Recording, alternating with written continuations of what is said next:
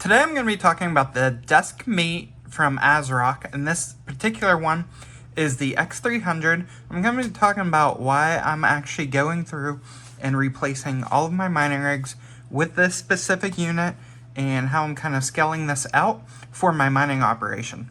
So if you're not aware, I've always been kind of more of a low power at-home miner.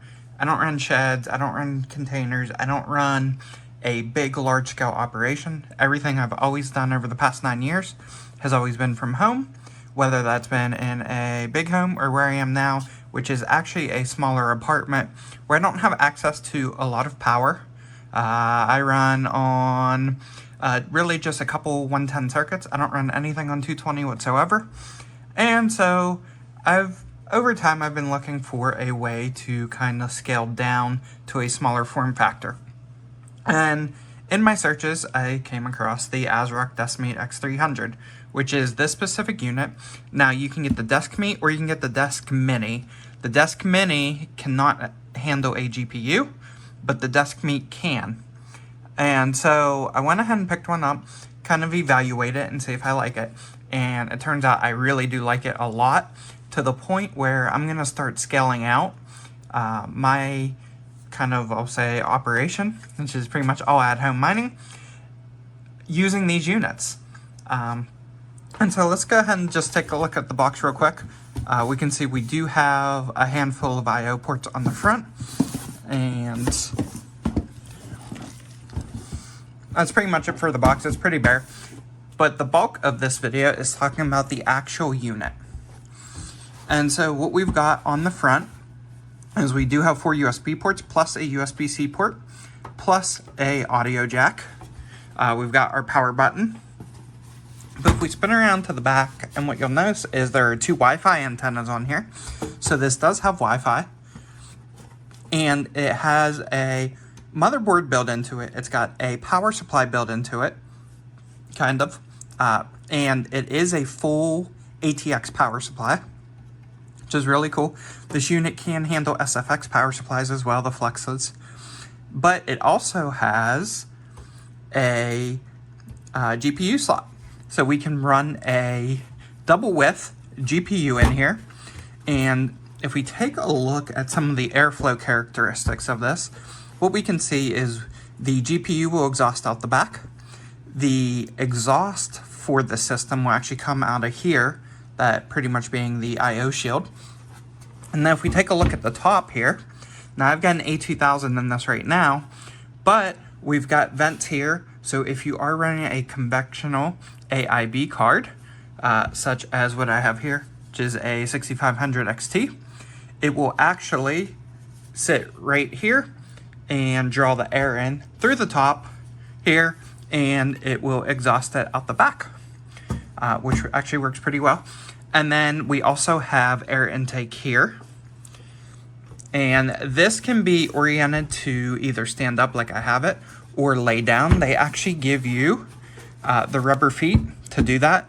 And if you notice here, if we are standing it up, we also have air coming in from the bottom as well. So if you lay it down, obviously, then you've got no airflow on the bottom, but you do have it from the sides.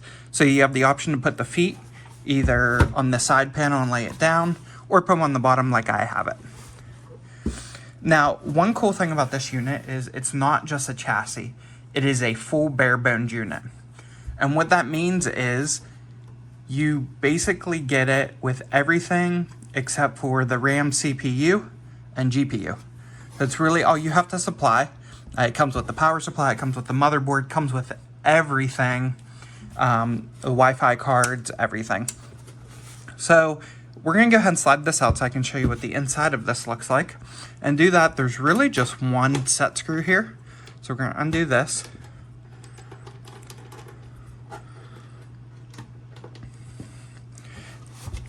And then once that set screw is undone, we can literally just slide it out of the chassis. If we spin it around here, what you'll see is you can see the power supply here. And then under here, we've got the motherboard. And this specific unit, you can run any 65 watt Ryzen. So the X300 handles the Ryzens. and it's up to AM4. So you can run a 2000 series, 3000 series, 5000 series, or even the 4000 series Ryzen CPUs. In this specific one, I'm running a 5700X, and I'm running the Wraith Stealth cooler with just the shield removed. So we do have a regular Wraith Stealth in here. It sits just below the power supply. You do have to run a low profile cooler in this, obviously. Now, if you don't run the GPU, you can run an AIO in here. However, I wouldn't really recommend this if that's what you're trying to do. If you want just something for CPU mining, maybe take a look at the Desk Minis. Those are a little bit smaller form factor. They have an external power supply, so you have a little bit more room on the inside for cooling. But I opted for this one because I want to run GPUs in these. So we are running the 5700X. You can run a 5900 OEM in these. And that is the 12-core, 24-thread, which I'm actually going to be upgrading this to soon. I am waiting for these to come back in stock. Right now, these units are on back order. ASRock did do a announcement that they're going to be releasing a X600 version, which will be for the 7000 series AM5s. So I've been keeping an eye waiting for that to release to decide whether I'm going to go 7900s or whether I'm going to go 5900s. But if we go ahead and move this around here, you can see we've got an NVMe on the inside here. We've got 4 RAM slots. We also have a hard drive in here. So I'm running storage on this. I've got a 3.5-inch drive here. You can also, if you don't want to run a 3.5, you can run two 2.5 drives. So 2 SSDs or 2 regular laptop hard drives. And you can see you can fit a full height card in here. However, your length is going to be your issue. So if we take this 6500 XT that I have, and this is just a dual fan 6500 XT, and we kind of slide this down in here, you can see it is a very snug fit. It actually does fit in this unit because we have a top power. If we had a rear power, we would not be able to use this card. But because the power is at the top, this will work. So you won't be able to run like an A4000 in here. But the 6500 XT does work in here, which means 6600 may. I have not tested that. I tend to like to use blower style cards like the A2000s, and I've got a whole lot of A2000s that I plan on running in these chassis. And if we go ahead and let's take the power supply out real quick so I can kind of show you what the inside of the motherboard looks like. And it is somewhat of a tight fit, so I am just going to swivel out the power supply here so that you can kind of see what the motherboard looks like. And then here you can see we do have the cooler. Again, we did remove the outer shroud for some clearance, mainly on the height side of things. There are a couple low profile coolers you can run. If you go on ASRock's website, they have the recommended versions. And if we take a look here at the back plane here, you can see this big cutout here, which is for your fans. You can also mount an external fan here. I've chose not to because I've got the blower style card that's pushing air out the back. And there are 4 DIMM slots in this. So this is very unique in that this is essentially an ITX form factor with kind of a custom motherboard build. However, it does have 4 slots instead of 2. So that is a nice option as well. There is the single CPU fan connector. There's also 1 chassis fan connector. If you did want to run a external fan for any reason, you can do that. And as I mentioned, I've got the hard drive mounted here. There are, I believe there were 3 SATA connections there. We also do have a single 8-pin, it's a 6+2, on the power supply. So we would be able to run a 6600 XT in here. Pretty much any card that'll fit here that only has a single power connection, you should be able to run. This power supply is a 500 watt power supply. With the CPUs only being supported up to the 65 watt units, that's mainly because of the cooling issue. You will have ample power for the for your GPU. Now, as I mentioned earlier, this does take a standard ATX form factor power supply or an SFX. So you can replace this with any power supply you want. However, the unit comes with the power supply. And at the time I bought this unit, it was $169 for the bare bones unit. So for $169, you pretty much get everything you need. You just need to add the CPU, the cooler, and the RAM. And you're pretty much good to go. Obviously the GPU if you want a GPU. If you're not going to run a GPU, make sure you buy an APU that has integrated graphics. The system itself does have DisplayPort, VGA, and HDMI that you can all use if you are running an APU. We also have 4 more USB ports in the back, an Ethernet port, and obviously, as I mentioned, we can fit our GPU in here. And it is a full height bracket, so keep that in mind. You do need to run full height brackets on these, but you do have plenty of room on the height, as you can see. Your limiting factor is really on the length, which is limited to 20 centimeters. So 200 millimeter depth GPU is kind of what you're looking at there. But this is kind of what I'm building out. And one of the really nice things about these is the depth of the system. And so I can put this on, really you can put this thing on 12-inch deep shelves anywhere you want. So for me, like I've got a closet that has the 12-inch depth wire racks, your typical closet shelving. I can set these up on it, and because they're not that deep, they fit perfectly. I mean, you can essentially see it's essentially the depth of a little bit deeper than what a 6500 XT is. So very small form factor, which is what I was looking for. I've got a couple areas where I like to put some units up, and the issue I have is it's very short depth. A standard ITX case won't even fit there, but these will. So these are a perfect build for me. I realize this may not be for everybody, but I did want to show you guys kind of what this is. It's not a very well-known unit, I will say.